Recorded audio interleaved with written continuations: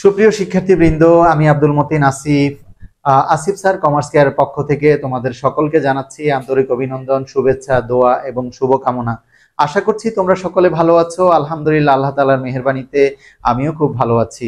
প্রিয় শিক্ষার্থীরা, আমরা গত ক্লাসে এসএসসি হিসাব বিজ্ঞান 2026 অর্থাৎ এসএসসি 2026কে টার্গেট করে হিসাব বিজ্ঞানের যে ক্লাস ধারাবাহিক শুরু করেছিলাম, গত ক্লাসে আমরা দ্বিতীয় অধ্যায় অর্থাৎ লেনদেন অধ্যায়ের বেসিক শিখেছি।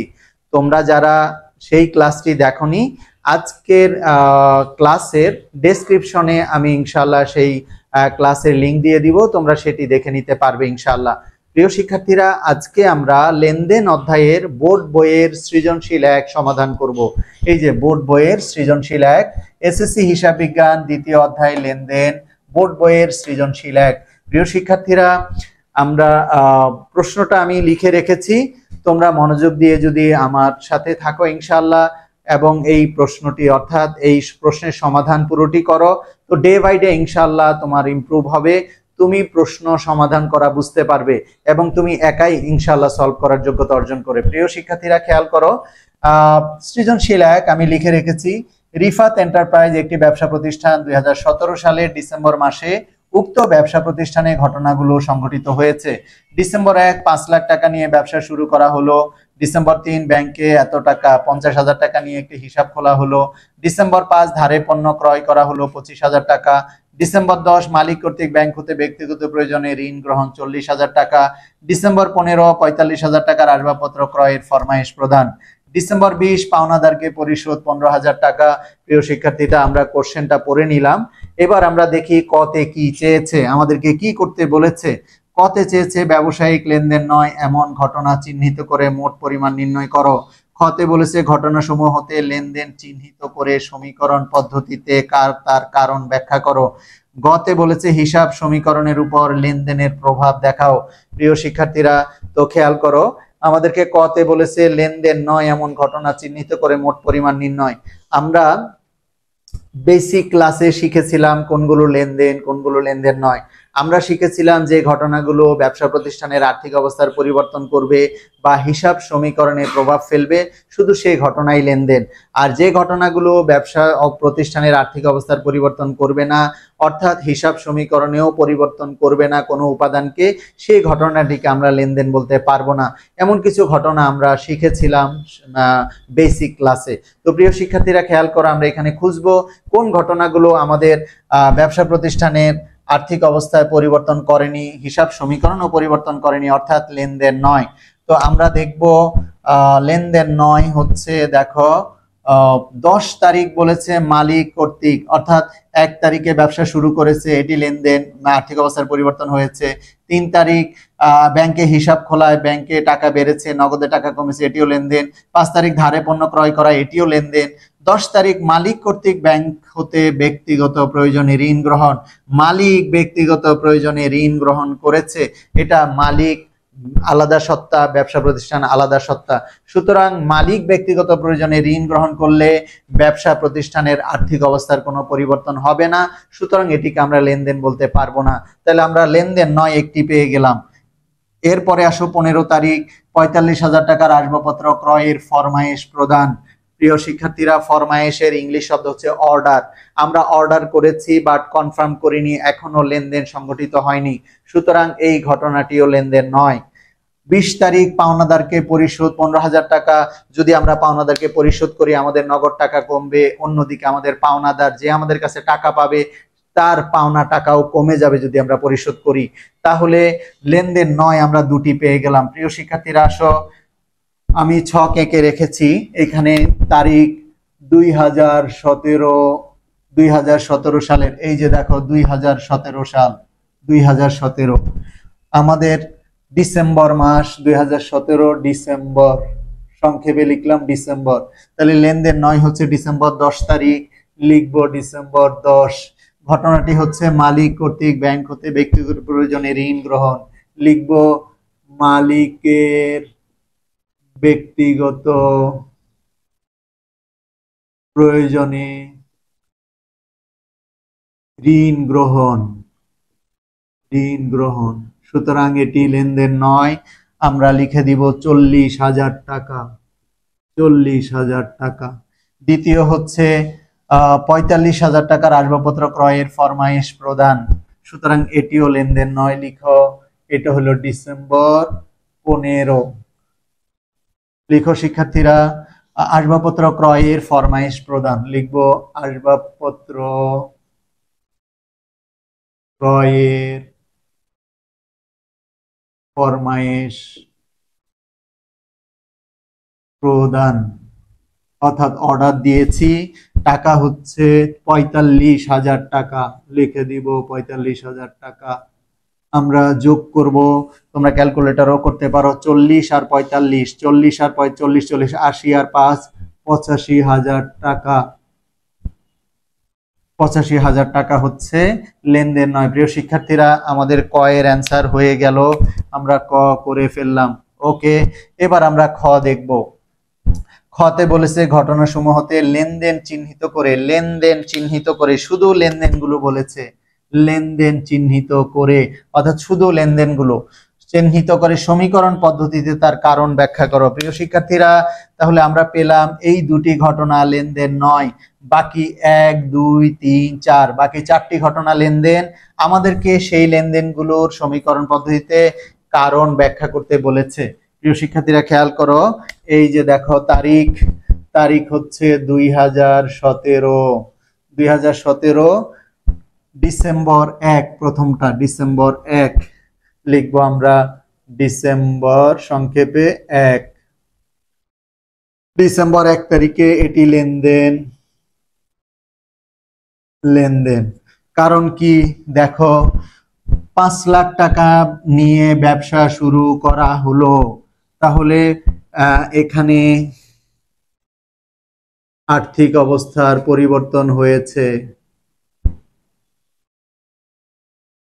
অবস্থার পরিবর্তন হয়েছে।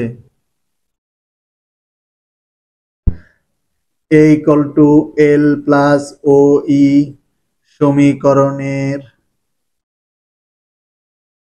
কি উপাদান? খেয়াল করো প্রিয় শিক্ষার্থীরা, মালিক ব্যবসা শুরু করলে ব্যবসা মূলধন দিয়েছে, মূলধনের কারণে ব্যবসা প্রতিষ্ঠানের নগদ টাকা সম্পদ, অর্থাৎ এ বৃদ্ধি পেয়েছে,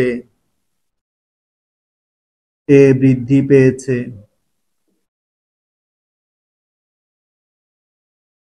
এবং মালিকের মূলধনের কারণে, মূলধন আমরা বেসিকে শিখেছিলাম, মূলধন মালিকানা সত্ত্বকে বৃদ্ধি করে, সুতরাং মূলধনের কারণে মালিকানা সত্ত্ব এবং মালিকানা সত্ত্ব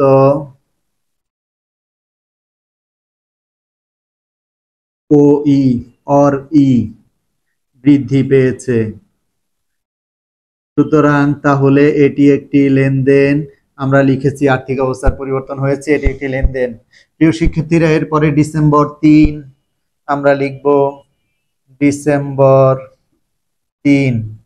ডিসেম্বর 3-এ হলো কি বলেছে দেখো, ব্যাংকে 50,000 টাকা নিয়ে একটি হিসাব খোলা হলো। প্রিয় শিক্ষার্থীরা, আমরা যদি ব্যাংকে হিসাব খুলি, তাহলে আমাদের ব্যবসা প্রতিষ্ঠানের নগদ টাকা নিয়ে ব্যাংকে জমা দিব, অর্থাৎ নগদ টাকা জমা দিয়ে হিসাব খুললাম।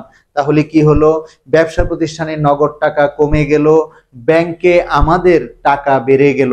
ব্যাংকে টাকা বাড়লো, ব্যাংক সম্পদ বাড়লো, আর নগদ সম্পদ কমে গেল। তাহলে দেখো এটিও একটি লেনদেন। এখানেও লিখবো, এখানে আর্থিক অবস্থার পরিবর্তন হয়েছে, আর্থিক অবস্থার পরিবর্তন হয়েছে, পরিবর্তন হয়েছে। আচ্ছা, A equal to L plus OE সমীকরণের সম্পদ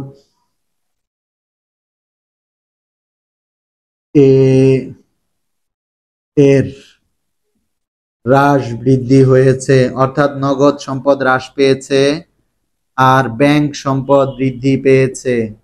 আশা করছি তোমরা বুঝতে পেরেছো। ওকে প্রিয় শিক্ষার্থীরা, আমরা করে ফেললাম 3 নাম্বার লেনদেনটি, অর্থাৎ ডিসেম্বর 1 করেছি, 3 করেছি। এবার ডিসেম্বর 5, ধারে পণ্য ক্রয় 25,000 টাকা।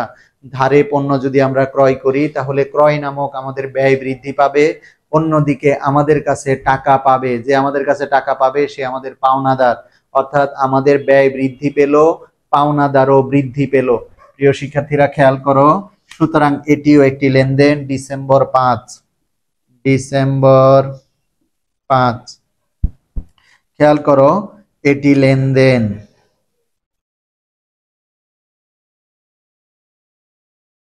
এখানে আর্থিক অবস্থার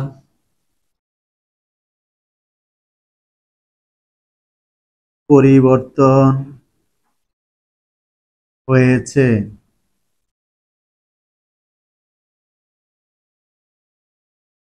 A equal to L plus E or OE সমীকরণে।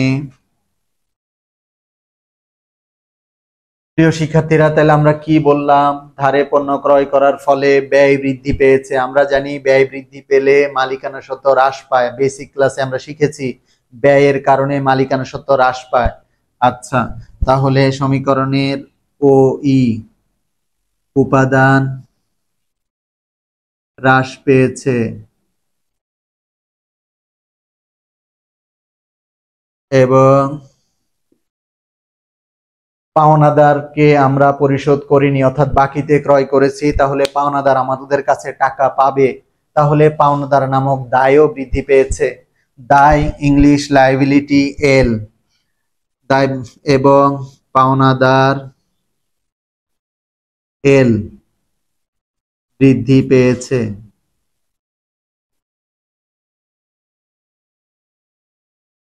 ওকে, আমরা করে ফেললাম 5 তারিখ। প্রিয় শিক্ষার্থীরা, এরপরে যেহেতু 10 এবং 15 লেনদেন নয়, আমরা কতে লিখেছি। এবার 20 তারিখ পাওনাদারকে পরিশোধ। 20 তারিখ ডিসেম্বর 20 লেনদেন।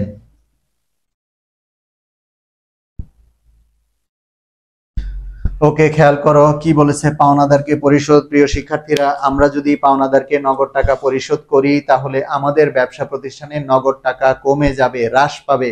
আর পাওনাদারকে যদি পরিশোধ করে দেই তাহলে আমাদের পাওনাদারও কমে যাবে, অর্থাৎ সম্পদ হ্রাস পাবে, দায় পাওনাদার হ্রাস পাবে। সম্পদ হ্রাস, পাওনাদার দায় হ্রাস। ওকে, তাহলে লেনদেন কি লিখবো? এখানেও আর্থিক অবস্থার পরিবর্তন হয়েছে।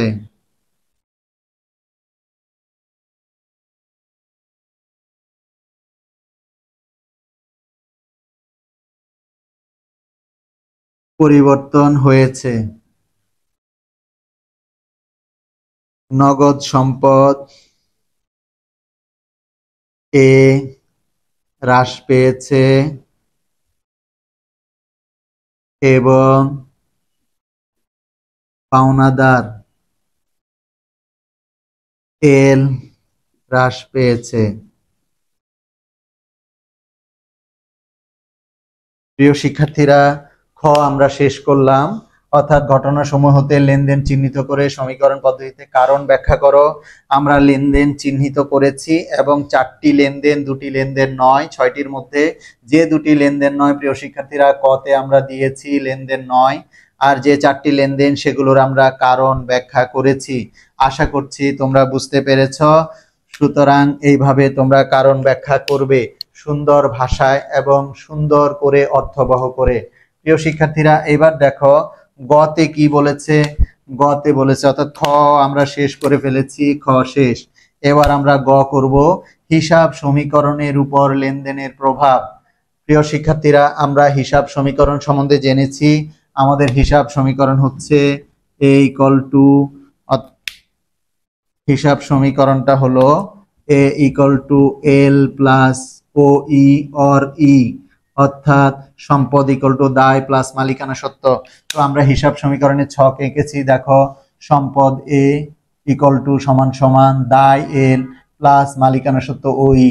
এখন আমরা এই দুইটা প্রমাণ করব। যদি সমান সমানের এই পাশ অর্থাৎ সম্পদ আর ডান পাশ অর্থাৎ দায় ও মালিকানা সত্ত্ব সেম হয়ে যায় তাহলে আমাদের অঙ্ক সঠিক, অর্থাৎ আমরা হিসাব সমীকরণে প্রভাব দেখাতে পারলাম, লেফট সাইড রাইট সাইড সঠিক হলো।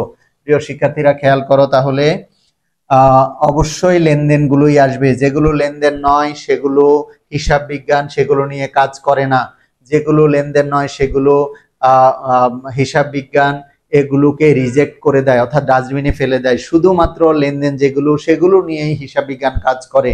প্রিয় শিক্ষার্থীরা দেখো কি বলেছে আমাদের। 1 নাম্বার হচ্ছে ডিসেম্বর 1 5 লাখ টাকা নিয়ে ব্যবসা শুরু করা হলো। প্রিয় শিক্ষার্থীরা, মালিক যদি ব্যবসা প্রতিষ্ঠানে 5 লাখ টাকা দেয় তাহলে ব্যবসা প্রতিষ্ঠানের 5 লাখ টাকা নগদ টাকা বৃদ্ধি পাবে। আর মালিক ব্যবসা প্রতিষ্ঠানে যা কিছু দেয় সেটি হচ্ছে মূলধন, তার মানে নগদ এবং মূলধন। নগদ বাড়বে, মূলধনের কারণে মালিকানা সত্ত্ব বাড়বে। আশা করছি বুঝতে পারছো। মালিক ব্যবসা প্রতিষ্ঠানে নগদ টাকা নিয়ে আসলো, তাহলে ব্যবসা প্রতিষ্ঠানের নগদ টাকা বাড়বে। আমরা এখানে নগদ একটি সম্পদ পেলাম, নগদ একটি সম্পদ। প্রিয় শিক্ষার্থীরা, যদিও আমরা কোশ্চেন অ্যানালাইসিস করে দেখব আসলে কয়টি সম্পদ কয়টি দায়। আমি দেখেছি এখানে 2টি সম্পদ আছে, নগদ একটি সম্পদ এবং 3 তারিখে আমরা ব্যাংক একটি সম্পদ পাবো, আর দায় রয়েছে একটি, এই জন্য দায়ের ঘর একটা করেছি। সম্পদ যে কয়টা আমাদেরকে সে কয়টি ঘর করতে হবে, দায় যে কয়টি আমাদের দায়ের এখানেও সে কয়টি ঘর করতে হবে। তো আমরা এই কোশ্চেনে আমাদের 2টি সম্পদ রয়েছে, নগদ একটি সম্পদ, সামনে আমরা পাবো ব্যাংক একটি সম্পদ, এই জন্য আমি 2টি ঘর করেছি। যদি আরো বেশি থাকে ইনশাআল্লাহ আরো বেশি করব। তোমরা মনোযোগ দিয়ে খেয়াল করো ইনশাআল্লাহ, তাহলে যে কোনো প্রবলেম অর্থাৎ হিসাব সমীকরণের প্রভাবের যে কোনো প্রবলেম তোমরা ইনশাআল্লাহ সমাধান করতে পারবে। প্রিয় শিক্ষার্থীরা দেখো, তাহলে নগদ ব্যবসা প্রতিষ্ঠানে নগদ টাকা বেড়েছে, কত টাকা? 5 লাখ টাকা নগদ। তারিখ 2017 ডিসেম্বর 1, নগদ 5 লাখ টাকা নগদ বেড়েছে। আর ব্যবসা প্রতিষ্ঠানে নগদ টাকা দিয়েছে মালিক ব্যবসা প্রতিষ্ঠানে যা দেয় মূলধন, আর আমরা জেনেছি মূলধনের কারণে মালিকানা সত্ত্ব বৃদ্ধি পায়। 2টি উপাদান মালিকানা সত্ত্বকে বৃদ্ধি করে, মূলধন এবং আয়। মূলধন এবং আয় এই 2টি উপাদান মালিকানা সত্ত্বকে বাড়ায়, অর্থাৎ এই 2টার কারণে মালিকানা সত্ত্ব বেড়ে যায়। ব্যয় এবং উত্তোলন, এই 2টির কারণে মালিকানা সত্ত্ব হ্রাস পায়। প্রিয় শিক্ষার্থীরা, এই 2টি হবে অ্যারো চিহ্ন নিচের দিকে। এই 2টির কারণে মূলধন এবং আয়ের কারণে মালিকানা সত্ত্ব বাড়ে, ব্যয় এবং উত্তোলন কারণে মালিকানা সত্ত্ব কমে। তাহলে আমরা পেলাম মালিকানা সত্ত্ব বাড়বে মূলধনের কারণে 5 লাখ টাকা। মন্তব্য দিতে হবে মূলধন আনয়ন, অর্থাৎ মূলধন আনা হলো। ওকে, এখানে আমরা প্লাস দিয়ে দিব। প্রিয় শিক্ষার্থীরা, এবার খেয়াল করো, উপর থেকে আমাদেরকে উদ্বৃত্ত নিচে নামাতে হবে। উদ্বৃত্তের একটা ঘর করেছি, তাই এখানে লিখবো উদ্বৃত্ত। উপর থেকে নামাও 5 লাখকে, এখানে 5 লাখ নিচে নেমে যাবে, অর্থাৎ ব্যালেন্স নিচে নামালাম, সমান সমান এখানে কিছুই নেই নামবে না, এখানেও কিছুই নেই নামবে না, এই 5 লাখও নিচে নেমে যাবে, প্লাস। ওকে প্রিয় শিক্ষার্থীরা, এরপরে হচ্ছে ডিসেম্বর 3, লিখবো ডিসেম্বর 3 বলেছে ব্যাংকে 50,000 টাকা নিয়ে একটি হিসাব খোলা হলো। তার মানে আমরা ব্যাংকে হিসাব খুলেছি, আমরা আরো একটি সম্পদ পেলাম, তার নাম হচ্ছে ব্যাংক। ওকে, তাহলে ব্যাংকে হিসাব খুললে আমাদের ব্যাংকে নগদ টাকা বাড়বে, আর নগদ যেহেতু আমরা ব্যাংকে জমা দিচ্ছি নগদ কমবে, তাহলে নগদ থেকে বিয়োগ করব আমরা এই 50,000 টাকা। নগদ কমেছে বলে নগদ থেকে বিয়োগ করে কমাচ্ছি, ব্যাংকে বেড়েছে বলে ব্যাংকে যোগ করে বাড়াচ্ছি, সমান সমান। ব্যাস। এবার প্রিয় শিক্ষার্থীরা, যেহেতু মালিকানা সত্ত্বে আসেনি তাই মন্তব্য লিখবো না, মন্তব্য সেগুলিরই লিখবো যেগুলো মালিকানা সত্ত্বে যোগ বিয়োগ হয়েছে। ওকে, আবার উদ্বৃত্ত আমাদের 3 নাম্বার, অর্থাৎ ডিসেম্বরের 3-এর কাজ শেষ হয়ে গেল। 50,000, 5 লাখ থেকে 50,000 বিয়োগ করলে 4,50,000, 50,000 নিচে নেমে যাবে, 50,000 সমান সমান এখানে কিছুই নেই, নামবে না, প্লাস এখানে 5 লাখ নিচে নেমে যাবে 5 লাখ। ওকে প্রিয় শিক্ষার্থীরা, 3 তারিখ আমরা সম্পন্ন করেছি। এবার আমাদের তারিখ হচ্ছে 5 তারিখ, ডিসেম্বর 5। ডিসেম্বর 5, ডিসেম্বর 5-এ বলেছে ধারে পণ্য ক্রয়। ধারে পণ্য ক্রয় করলে আমরা খতে জেনেছি ধারে পণ্য ক্রয় করলে আমাদের ব্যয় বৃদ্ধি পাবে। আর আমরা জানি ব্যয় বৃদ্ধি পেলে মালিকানা সত্ত্ব হ্রাস পায়। এই যে প্রিয় শিক্ষার্থীরা খেয়াল করো, ব্যয় বৃদ্ধি পেলে মালিকানা সত্ত্ব হ্রাস পায়। তাহলে আমরা মালিকানা সত্ত্ব থেকে কমাবো, মালিকানা সত্ত্ব থেকে বিয়োগ করব ধারে পণ্য ক্রয় 25,000 টাকা। আর মালিকানা সূত্রে এসেছে তাই মন্তব্য লিখব ক্রয়। ব্যাস। এবার খেয়াল করো, একটি পরিবর্তন আমরা দেখলাম। আরেকটি পরিবর্তন প্রিয় শিক্ষার্থীরা, অবশ্যই প্রতিটি লেনদেন কমপক্ষে 2টি পরিবর্তন করবে। ধারে পণ্য ক্রয় করার ফলে আমাদের ব্যয় বেড়েছে, তাই মালিকানা সত্ত্ব থেকে বিয়োগ করেছি। অন্যদিকে আমাদের কাছে টাকা পাবে পাওনাদার, সুতরাং আমাদের পাওনাদার নামক দায়ও বৃদ্ধি পেয়েছে, সুতরাং আমরা পাওনাদার নামক দায় বৃদ্ধি করব। পাওনাদার নামক দায় বাড়বে 25,000। প্রিয় শিক্ষার্থীরা খেয়াল করো, তাহলে কি হলো, আমাদের বাকিতে পণ্য ক্রয় করার কারণে পাওনাদার নামক দায় বাড়লো এবং মালিকানা সত্ত্ব হ্রাস পেল। ব্যয়ের কারণে মালিকানা সত্ত্ব হ্রাস, আর বাকিতে ক্রয় করার কারণে পাওনাদার টাকা পাবে, এই জন্য পাওনাদার নামক দায় বৃদ্ধি। ওকে, এবার আমরা আবার উদ্বৃত্ত নির্ণয় করব। প্রত্যেকটি ধাপে ধাপে উদ্বৃত্ত নির্ণয় করে নিচে যাব। খেয়াল করো প্রিয় শিক্ষার্থীরা, 4,50,000 টাকা নিচে নেমে যাবে। এবার এখানকার 50,000 টাকা নিচে নেমে যাবে ব্যালেন্স অর্থাৎ উদ্বৃত্ত। আবার সমান সমান এই 25,000 টাকা উপরে আছে, এটাও ব্যালেন্স হিসাবে নিচে নেমে যাবে। এবার 5 লাখ থেকে 25,000 যদি আমরা বিয়োগ করি 4,75,000 টাকা পাবো। তোমরা ক্যালকুলেটরে করে নিও প্রিয় শিক্ষার্থীরা। এবার আমরা করব, আমাদের 1 হয়েছে, 3 হয়েছে, 5 হয়েছে। আমরা জেনেছি 10 এবং 15 তারিখ লেনদেন নয়, যেগুলো আমরা কতে ইনক্লুড করেছি। তাহলে এবার 20 তারিখ লেনদেন, আমরা 20 তারিখ নিয়ে আসব, ডিসেম্বর 20। ডিসেম্বর 20 কি বলেছে, পাওনাদারকে পরিশোধ। প্রিয় শিক্ষার্থীরা, আমরা যদি নগদ টাকা পাওনাদারকে পরিশোধ করি তাহলে আমাদের নগদ টাকা কমবে। নগদ থেকে বিয়োগ করব 15,000 টাকা। আর আরেকটা পরিবর্তন হচ্ছে, পাওনাদারকে পরিশোধ করার কারণে পাওনাদার কমবে 15,000 টাকা। পাওনাদার, এই যে পাওনাদার থেকেও বিয়োগ করব 15,000 টাকা। তাহলে আমরা এই লেনদেনটির প্রভাব কি দেখলাম, পাওনাদারকে পরিশোধ করার কারণে, নগদ পরিশোধ করার কারণে নগদ টাকা কমে গেল, পাওনাদারকে পরিশোধ করার কারণে পাওনাদার নামক দায়ও কমে গেল। এজন্য আমরা উভয়টা থেকে বিয়োগ করেছি। এরপরে হচ্ছে আমরা আবার উদ্বৃত্ত নির্ণয় করব। 4,50,000 থেকে 15,000 চলে গেলে হচ্ছে 4,35,000। তোমরা ক্যালকুলেট করে নিও। 50,000 উপরে আছে ব্যালেন্স হিসাবে, আবার আমরা 50,000 নামিয়ে ফেলবো। এবার 25,000 থেকে 15,000 চলে যাবে পাওনাদারে, তাহলে থাকবে হচ্ছে 10,000 প্লাস মালিকানা সত্ত্বে রয়েছে 4,75,000, এর সাথে কোনো যোগ বিয়োগ হয়নি, আমরা ব্যালেন্স হিসাবে 4,75,000 নামাবো। প্রিয় শিক্ষার্থীরা, আমাদের সবগুলো লেনদেন বসানো হয়েছে। এবার আমরা সবগুলোকে এক জায়গায় বসিয়ে দেখব আসলে দুই পাশ আমাদের সমান হয়েছে কিনা।